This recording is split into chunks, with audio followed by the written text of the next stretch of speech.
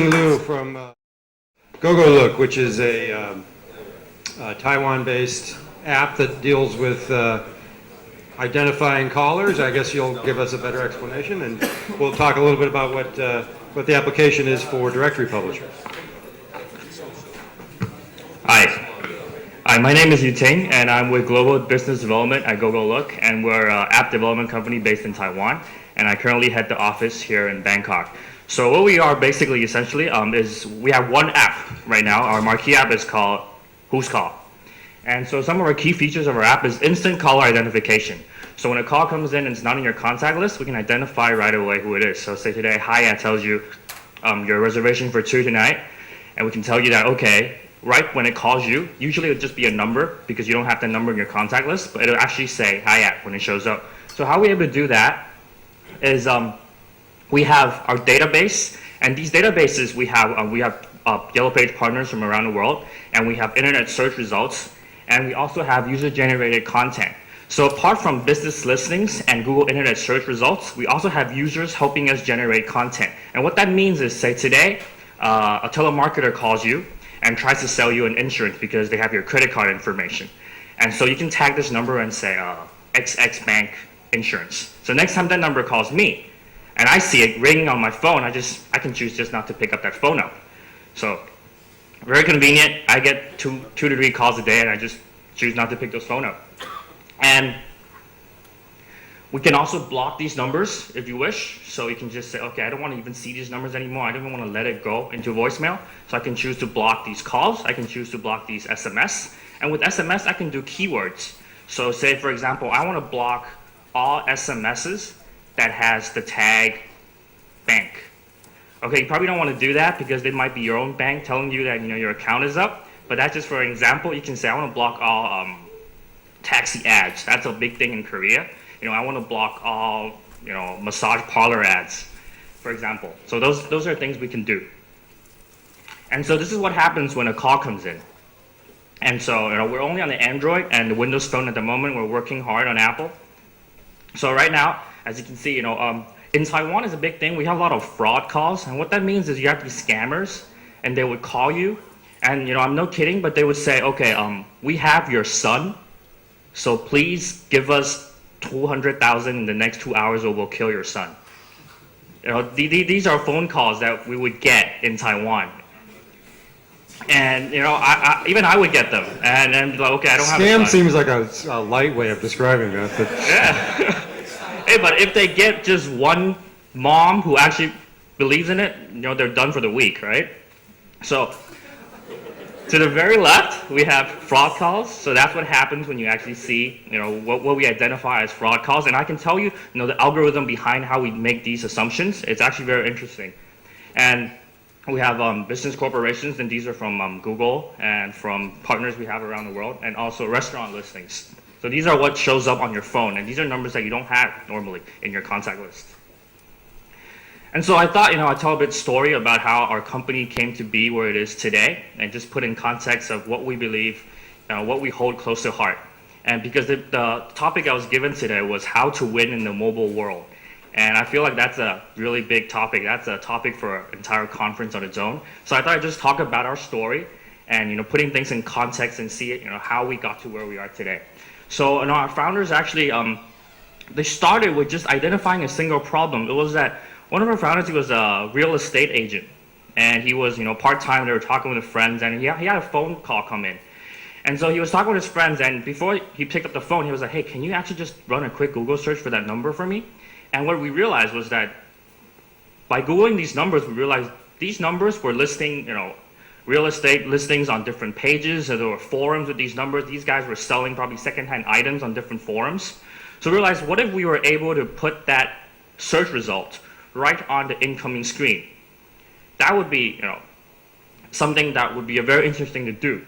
So we started out identifying a problem, and we've realized that, a business model is always about identifying a problem. And so we took that and we made it into an app. And so Who's Call was developed in 2010, and it wasn't until 2011 when Google CEO Eric Schmidt, he actually said publicly, there's a cool app in Taiwan called Who's Call. And by then, we weren't even a company. It was just 3 guys. And we're like, holy shit, he actually said we were a really cool company. So, okay, so let's make this into a company and let's see where it goes. And so it wasn't until 2 years later after we actually started our app that we actually became a company. And, we experimented with different things, and eventually we gained traction. We got a lot of more users. And early this year, actually, end of last year, we were acquired by Naver, which is the parent company of Line. So now we're publishing our app through the Line family, and we're now called Line Who's Call.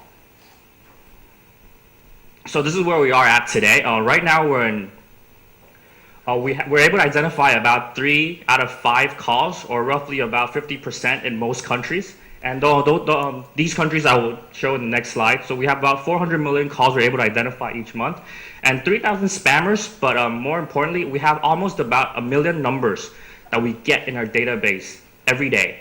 And these are not just telemarketers, spammers, but also real business listings. So today, this number, he actually calls us plumber, and our user will tag, plumber. And so these are numbers we get each day. We get up to 1 million. So these are the markets where we're at. It's kind of dark, but there's actually a world map in the background. And so there's a very interesting story attached to Saudi Arabia in the Middle East that I'll be sharing with you all later. So we're mainly, predominantly in Asia. At the moment, we have about 15 million downloads in Asia, and about 1/3 of those are daily active users. So I was talking about sharing our story and what we felt that was really core to where we became where we are today. And we really find that at the core of our business and what we believe is data. And what I mean by data is just very simply qualitative and quantitative data. Qualitative, we can go out, talk to people. So, I just moved back here to Thailand about 5 months ago. So what I did when I first got back was just talk to people. I would go on the streets. I would go out to Siam. I would go out here. I would talk to people like, hey, what do you think about about an app that would actually identify people for you? I would talk. I would conduct interviews 1-on-1. I would conduct interviews 1-to-5, 1-to-10. So for the first 2 months, I was just talking, and then I would be trying them out on ads. So I came and I talked to people. I would go through different things, and then I would ask them, okay, usability tests. Okay, so how do you feel? What are you stuck on? Do you know what this button do? Do you know what they do? And then why are you doing this? Why are you stopping at this page? Stuff like that. And then we'll start to test out these messages on Facebook ads, and to see if our messages are right for the market that we're about to enter. And then we'll go live. So throughout these interviews with different people, we're able to identify really interesting things, different call behaviors with different places. And so, these are just very generic things. I'll back them up with data later, as that's things I want to share. But, Japanese people, they just don't call. It's people, they just don't like to call. They don't, that's just what we realized. And Taiwanese people don't return calls because there's just so much fraud that I was talking about. When you see an unknown number, you just don't call back because I don't know who you are, right? It might be someone who's trying to kidnap my kid. Right? And Thai people are just so nice. They would return every single call, and they would respond with this really nice tone. Okay, so who is this? And you just call me, and they're actually paying for the call. So it's really interesting. We identify these really interesting behaviors, and I'm going to use a really simple, example that you guys probably have to go through every day. So just imagine a busy afternoon, okay? And you're in the orange, so you get this call, and you have no idea who the caller is. And so this caller is in red with a question mark. And that caller has probably already called many, many, many different people before you.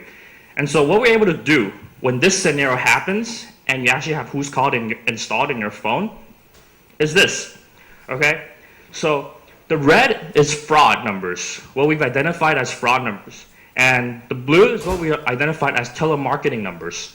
And the normal is, normal people like me and you, unless you guys have side jobs, okay? So fraud numbers, if you look at the first one, ratio of outcalls, what that means is ratio of incoming calls and outgoing calls. So what you realize with fraud and marketing numbers, they cost so much out numbers. They don't really get much numbers back.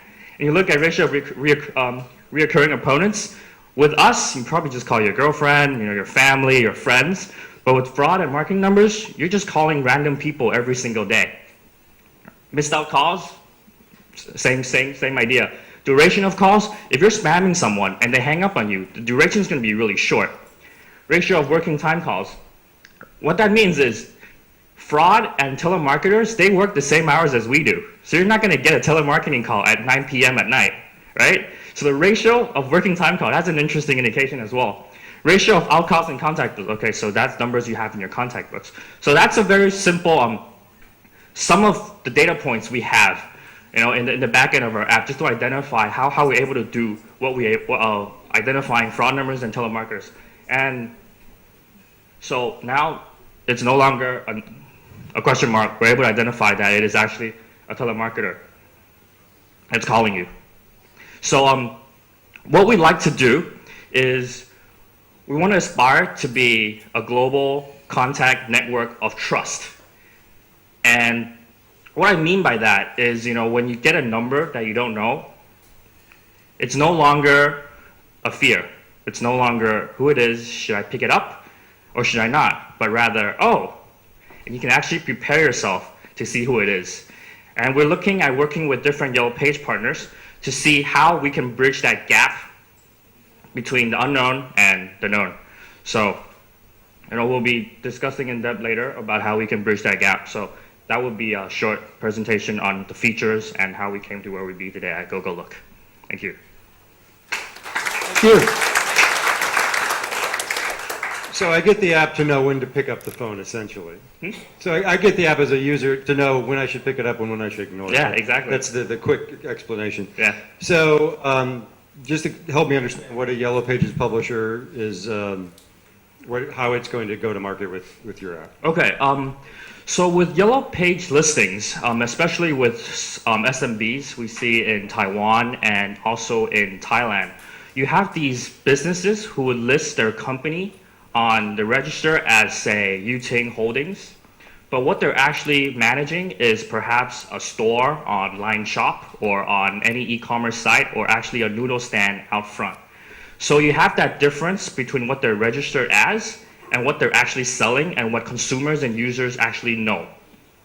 So how do you actually combine them together in making users understand they're actually the same thing?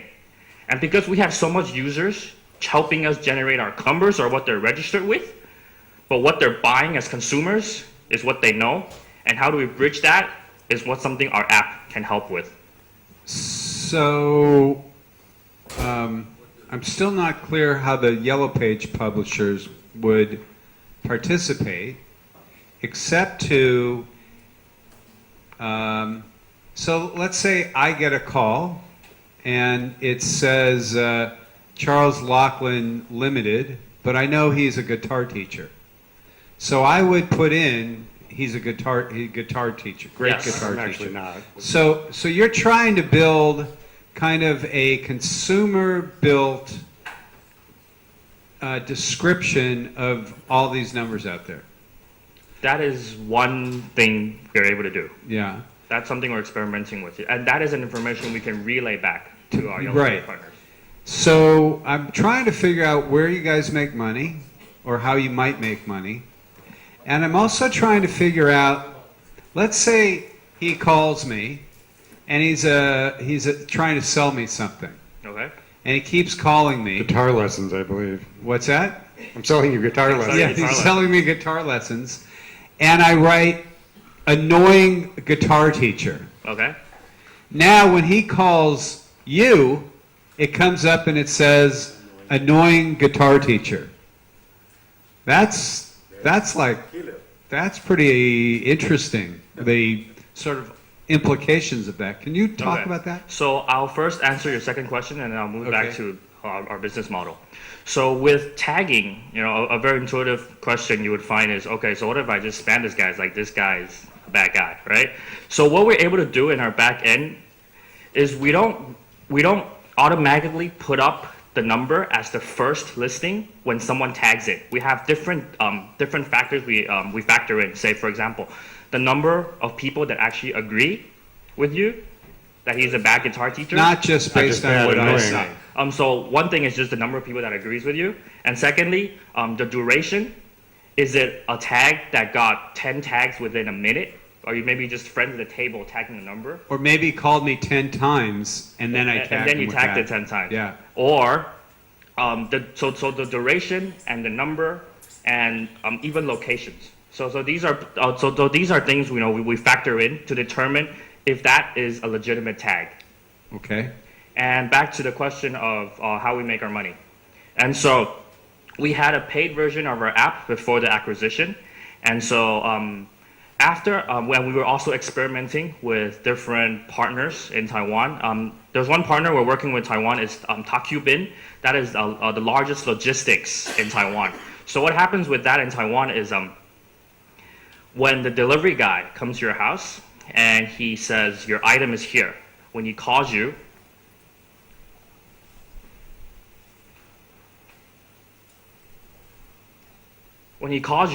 it's no longer an unknown number, but it'll actually say, Takubin sales driver, delivery guy.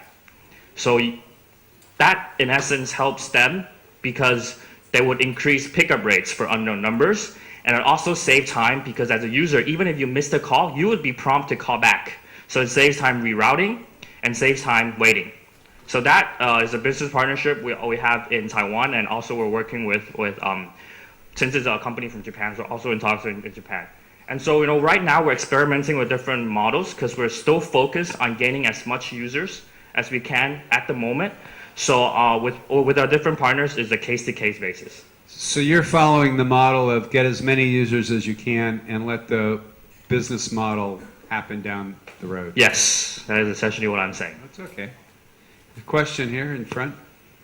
Can you speak up? Well, I don't receive any spam calls anymore. But I do receive 100 SMS spams, especially from the phone company. Yes, telcos. So, They spam a lot. Question is, do you plan to do the same text with SMS? And the corollary question is, will you do it with WhatsApp? Answer your first question, yes, we already do it with text, and we can block text, and we can also block contextual. What it means that I can say, I want to block all text that has the word whatever in it. So telco, so you can block your own telco specifically. Exactly. We're already doing that at the moment. And we're only on traditional phone calls. We're not online, we're not on WhatsApp, we're not on Messenger. Because what we believe in is traditional phone calls will never be replaced. It'll be never replaced in the sense that now you have friends and families and business that they're starting to go online and WhatsApp more and more and more. But with traditional phone calls, especially with business, with government, they're going to call you and say, your utility bill is up. They're not going to WhatsApp you. So there's a part of the traditional phone calls that's never going to be replaced. And that is where we tap into. And that is where there's a need more than ever for identification. Different problem. Because those are back text. Other questions out there? Do you want a mic?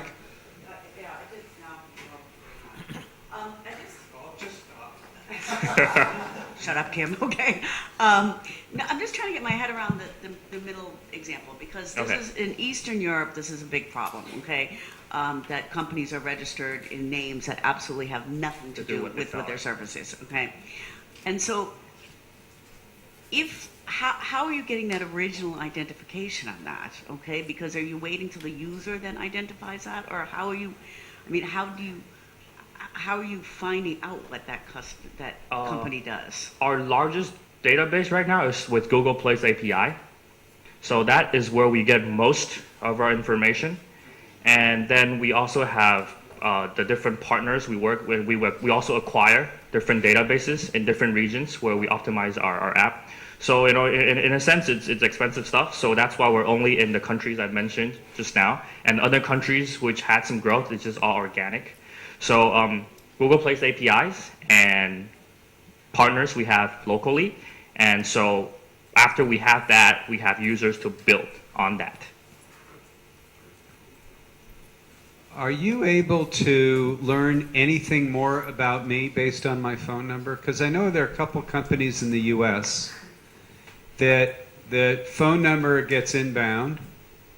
Let's say Charlie calls me, and I want to know more about who he is and let's say I'm a It business. could be and- linked to my LinkedIn profile. Yeah, or- let's say I'm a business. I get this call from Facebook. Charlie's number, and I want to know if he's rich enough for me to go sell him something.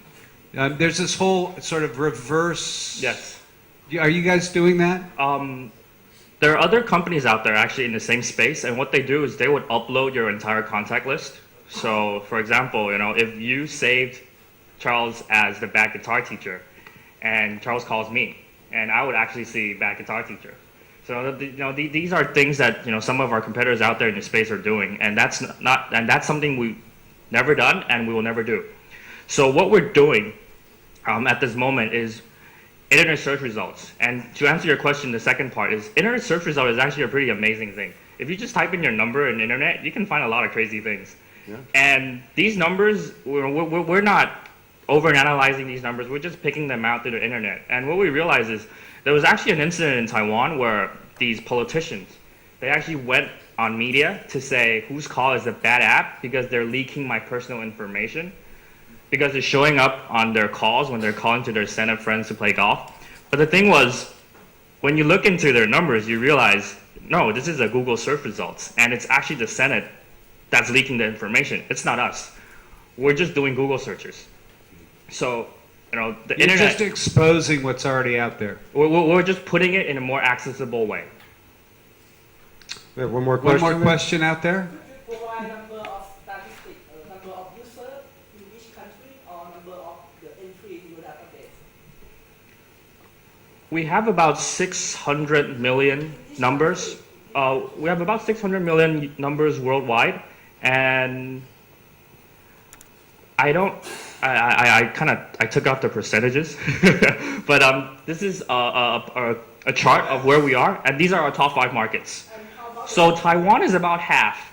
how about the data that the entry that you say is a bad guy, is a good guy? Can you provide this number? So out of the 600 million, how many of those are spammers and how many of those are telemarketers? I don't have that information right now. But it's a public. 599 million are spammers, I think. It's a public record. Can we request that? We don't have that information publicly available, but if we were to, say, become partners, maybe I will provide that for you. Wow. I think we can end, we're time for the break now. We're going to go into the refreshment break until the bottom of the hour, and then after that we have another keynote session. With, Hold on. Keep going. we have another keynote session with Niranjan Rao from 6 Degrees, followed by the Cool New Stuff session in which Neil and UBL will be Paul. participating. Warm round of applause for this And gentleman. yes, please join us in a round of applause. Thank you. We'll be back here at the bottom of the hour.